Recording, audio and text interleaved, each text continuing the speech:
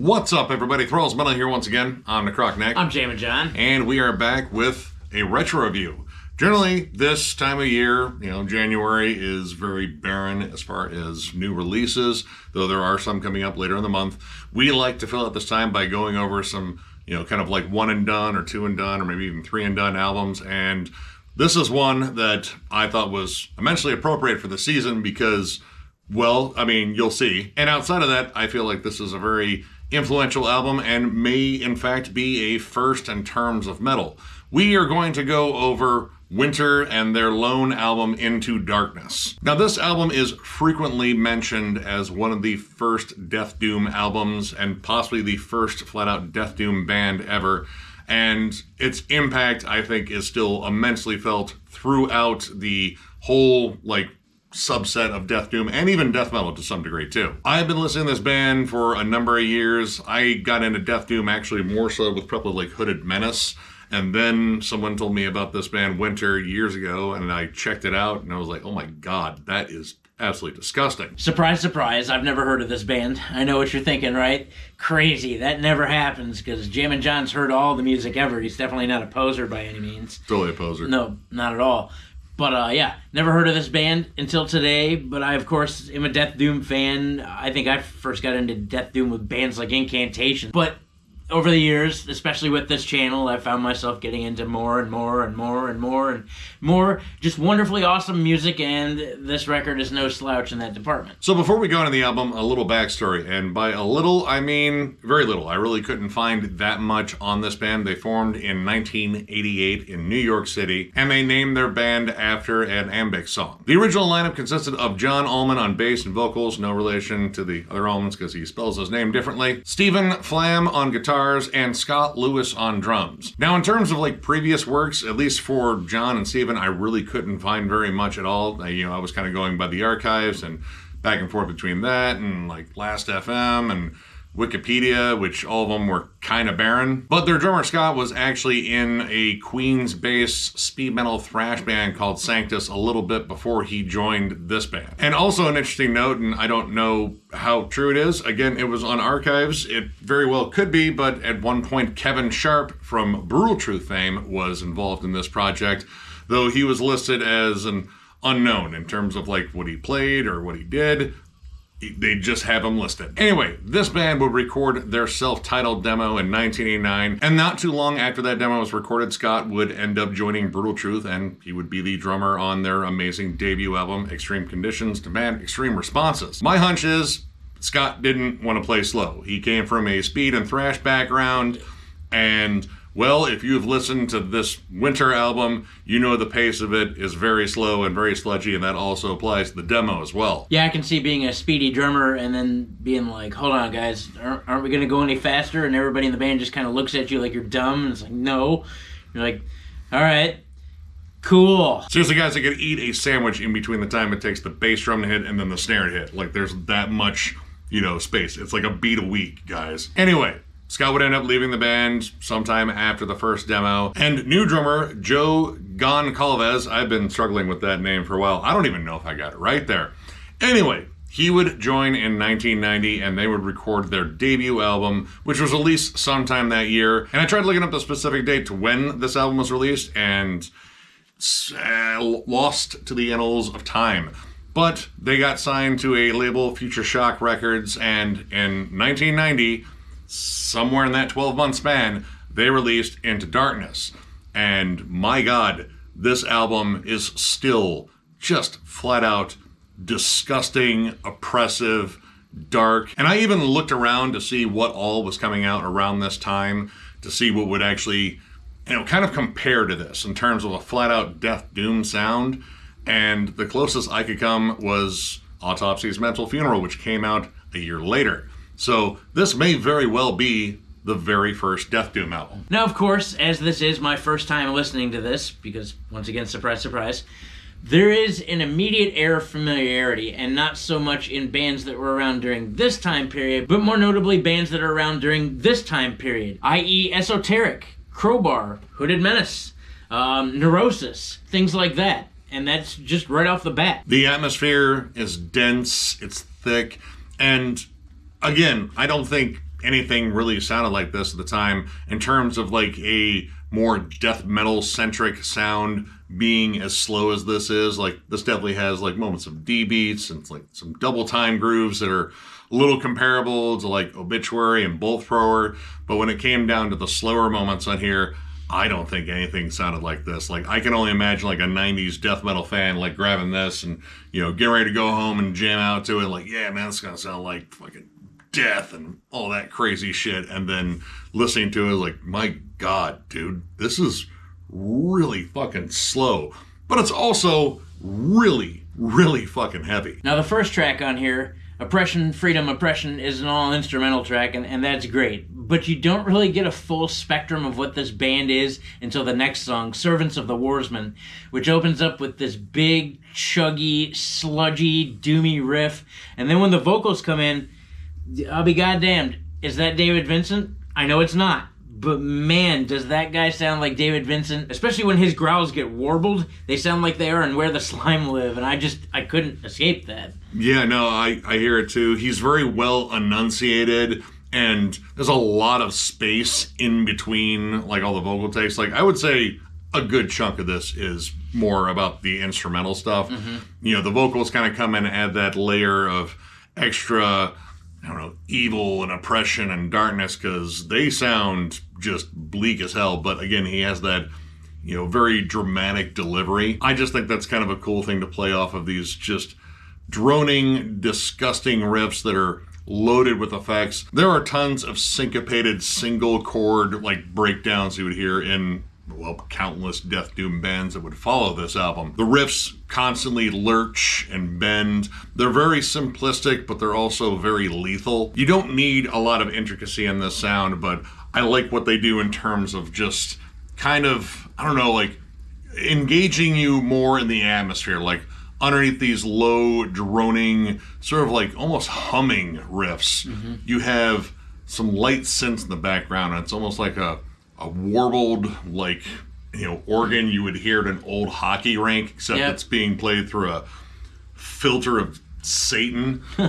There's frequently descending riffs, like every song in here is pulling you further into the fucking slushy, wet, fucking wintry earth, because this isn't like a frosty cold where everything is just frozen as hell, we're in a deep freeze. This is like that kind of like mud season winter where everything's all thick and disgusting, which is like, you know, Ohio 7 months out of the year. This is like that scene in Scrooged after Bobcat Goldthwait gets fired and he's standing on the edge of the road and he's about to open that bottle of booze that he has, and then the taxi cab comes by and then covers him in water, and then he drops the bottle and he's like, rah, rah, rah. It's kind of like that. Not only do the guitars bring about that atmosphere with various things like feedback, and I mean, you gotta remember this is 1990, so it's before the time when technology advanced enough to let you make actual creepy noises like in a Blue Dot Nord album where God knows what's happening. This isn't like that, but they do add things into the atmosphere like really creepy voices. In the song Eternal Frost, by the way, which I think is actually one of the grossest songs on here, those voices are unsettling, but it's not, again, like modernized unsettling where you think it's Satan. Like in this case, it sounds like news clips or excerpts coming from like the 20s and the 30s, and they just every now and again they'll turn it up real loud and turn it back down, or just kind of play with the pitch a little bit, and you're like, what's happening? Yeah, like there were parts that remind me of like, you know, 1930s musicals and such, and yeah, again, they're like pitch shifting it and moving it around. Like occasionally you'll just get a moment where it kind of like jumps out for a bit and shrinks right back in the mix, and then you're just being like beaten over the head by these droning riffs again. They do a lot to like enhance the atmosphere with very little. Like a lot of this is just very minimalist, but it's very effective. The leads on here are all very like kind of Trey-ish, like Trey Azagoth. Like they're occasionally melodic, but most of the time it is these just crazy runs of like weird dissonant notes, and it's more for the atmosphere. They don't hang out too long, but when they are there, they cut right through the mix and remind you that this is a nightmarish hellscape that they are scoring. The riff work itself, though, in terms of like what they play, I like the fact that it kind of bounces back and forth between death metal and doom metal. For the most part, I would say it stays very close to doom metal. Again, single heavy chords. You do get some heavier chugging in songs like Servants of the Warsmen. There's some really cool like chuggy turnover sections there. And the title track, Into Darkness, which just has this disgusting chug that it breaks into that is 100% more death metal than doom metal. For me, it's the songs that do both of those really well that really stand out. And that is the title track and Destiny. Destiny, honestly, if you put this one on and I didn't know who this was, I would have assumed it was Autopsy. You get a punky D beat, those straight up punky chords too. It's one of the more fast-paced songs, at least until you get to the bridge where it drags you down into hell and just beats you over the head with swampy, disgusting riffs and broken up vocals and long periods of just drone. It is bleak. It is dark. It sounds like the kind of song that you would hear being played in a basement venue with barely any lights on. There might not be other people in there. The room might smell like piss and body odor, but it's like the perfect ambiance for this because it is just flat out disgusting and dark. The song Destiny is probably actually filled with some of the most evil moments on the record, because when it drags you down into that piss-smelling basement, that's when it gets really, really slow. I mean, we're talking about funeral doom territory at this point, but the riff is about as heavy as it gets. I like single open chugs in Death Doom. For me personally, there's nothing more appalling as far as sound is concerned than just a big, nasty, open stroked chord. And that's what that is. Very simplistic, but it's how slow it goes that really drives it home. Honestly, I mean, you think about it, like Tech Death is trying to create an elaborate plan to fucking murder the shit out of you. This is the kind of like death metal that is just like, I'm just gonna hit him with a big rock. That's the plan. That's it. It stays primal. It's slow motion, ooga booga. Yeah. Honestly, the more I listen to this album, the more I hope that this band's first show was like the opening of a funeral home. Outside of that piss-smelling basement where only death and darkness lurk, and, Death Doom fans, that's the next best venue for this. And while listening to this, of course, I was thinking about like all the Death Doom bands I listened to because I listened to a ton of Death Doom.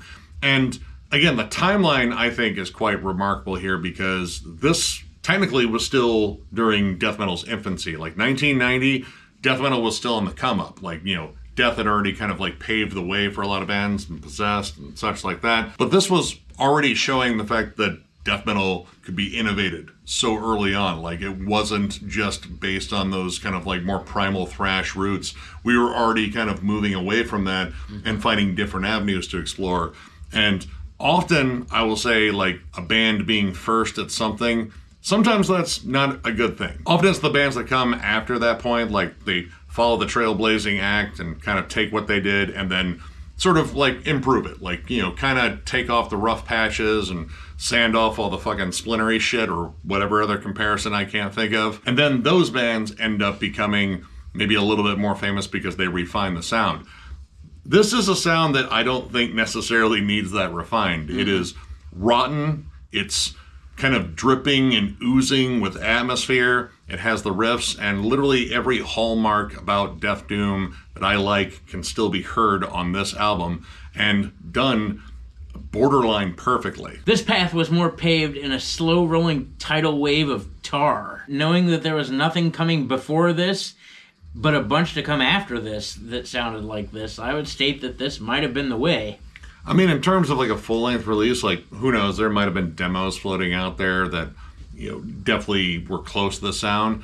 But in terms of one that kind of broke out first, I would say was this album. Now, it was 1990.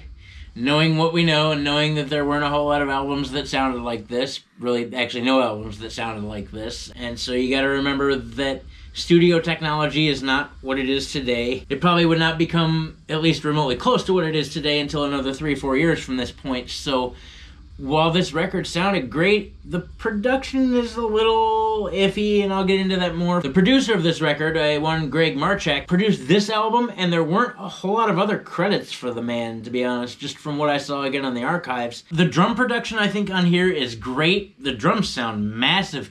although very clean. So you're not getting the more modernized kind of grime and filth that's over the drums. There is a little bit of reverb, but it sounds like it was done in like a church hall versus a cave or a bottomless pit to Satan. The guitars to me sound like they were demoed on a 4-track and never really left that camp.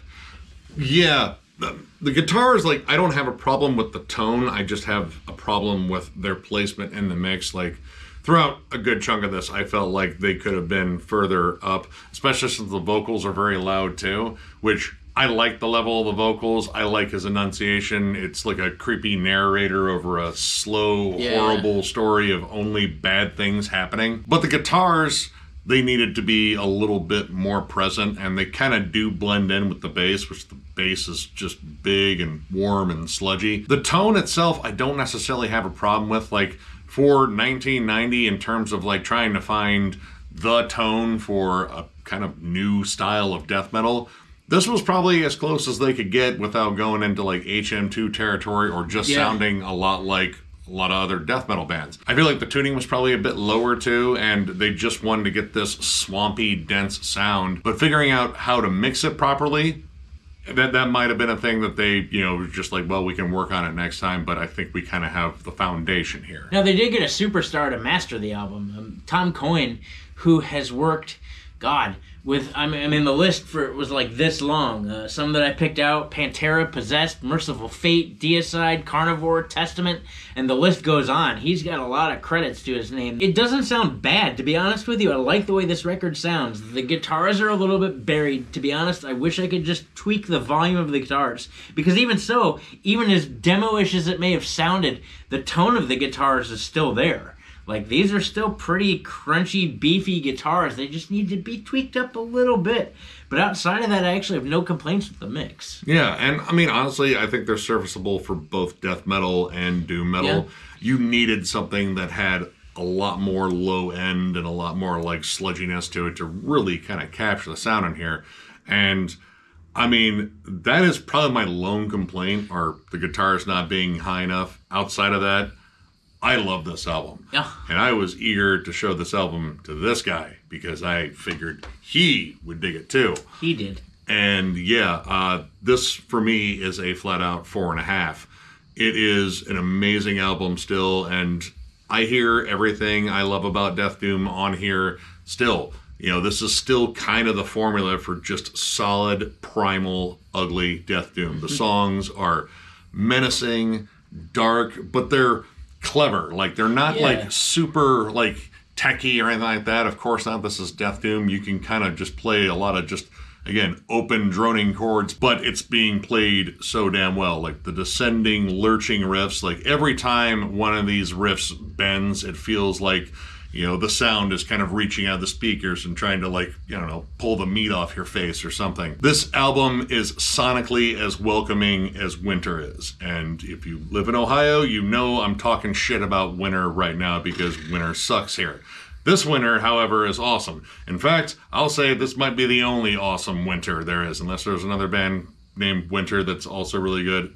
And it's not anything like Winter in the Midwest, because that is all suck all day long. Per the archives, there were 6 bands named Winter. Well, they're all better than actual Winter. Winter sucks. Yeah. Outside of this being an awesome album, I think it's also, again, a landmark album in terms of being influential to a ton of bands. And again, I don't think anything sounded like this in 1990. Like, this was probably a legit first, and it probably fucking shocked the hell out of anyone that listened to it. Like, I don't think full-on fucking death metal fans were fully ready for this. And then they heard it like, dear God, this is going to creep into my nightmares more than the Cannibal Corpse covers. But yeah, if you have never checked out this album and you're a big fan of just Death Doom in general, like if you love Autopsy's Mental Funeral, you love early Hooded Menace especially, check this album out.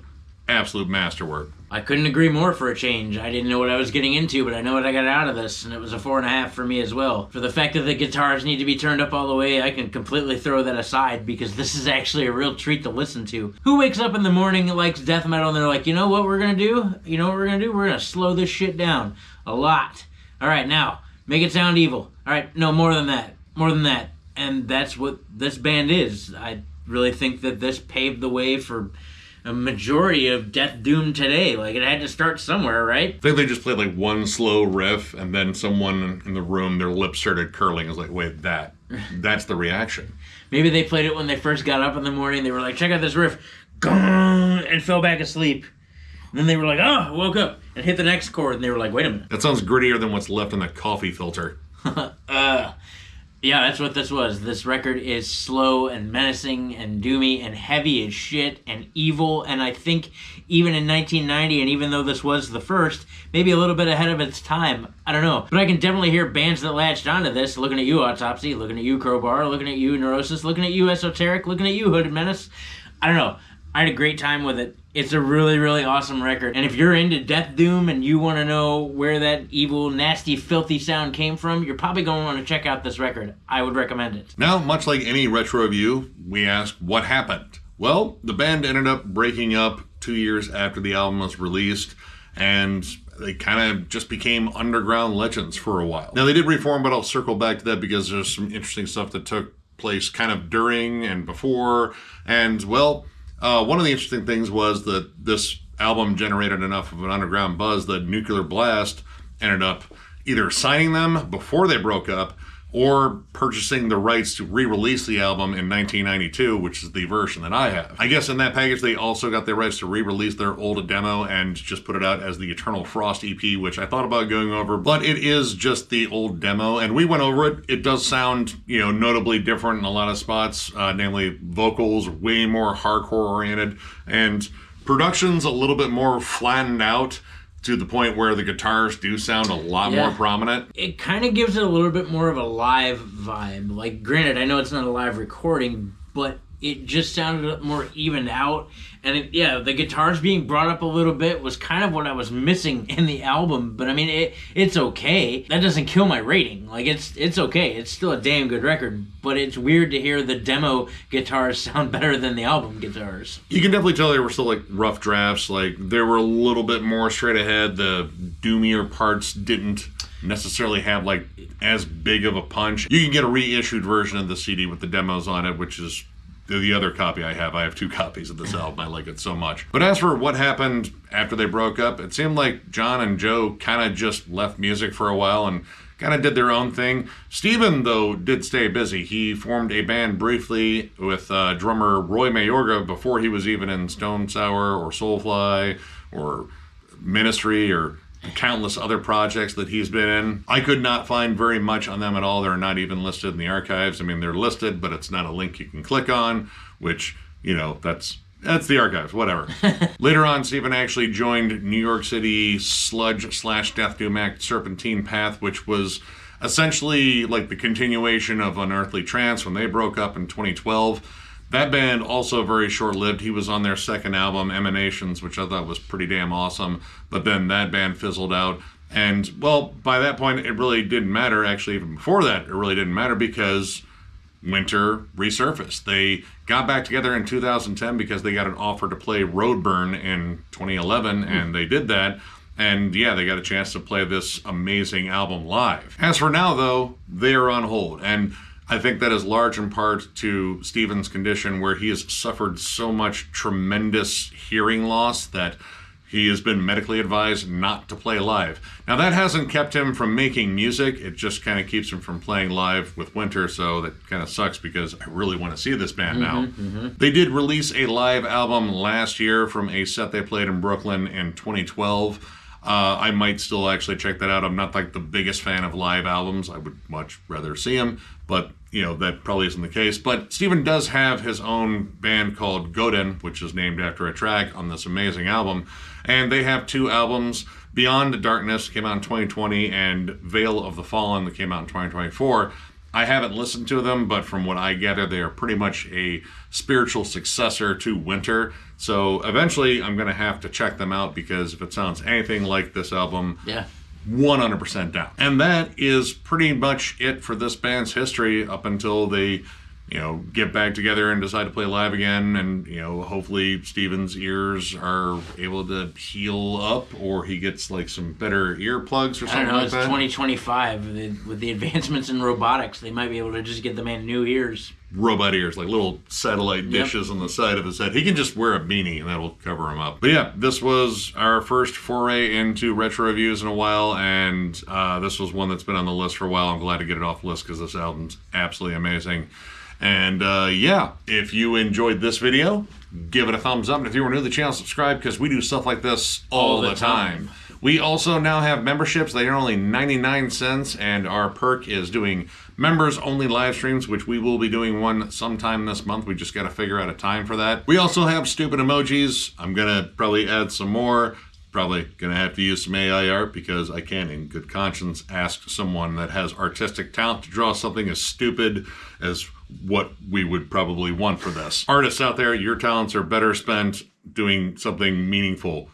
Ours is just dumb. Let's just let AI take care of that. Yes. But yeah, this is the new way to support the channel. We also still have our store, thrallsmetal.com, with our t-shirts and hats. There's a link down below in the video description to that if you're looking for any of our merch. And of course, if you are interested in joining and becoming a member of this channel and bragging to your friends that you did that, there's a join button down below as well. And as always, tons of stuff coming from Thralls of Metal, whether it be album reviews, discography rankings, multiple discussion forums, Nick's never-ending collection updates, States of Metal, which I know is making a return. Is it metal? Is it not metal? You may also soon see that. What's John jamming?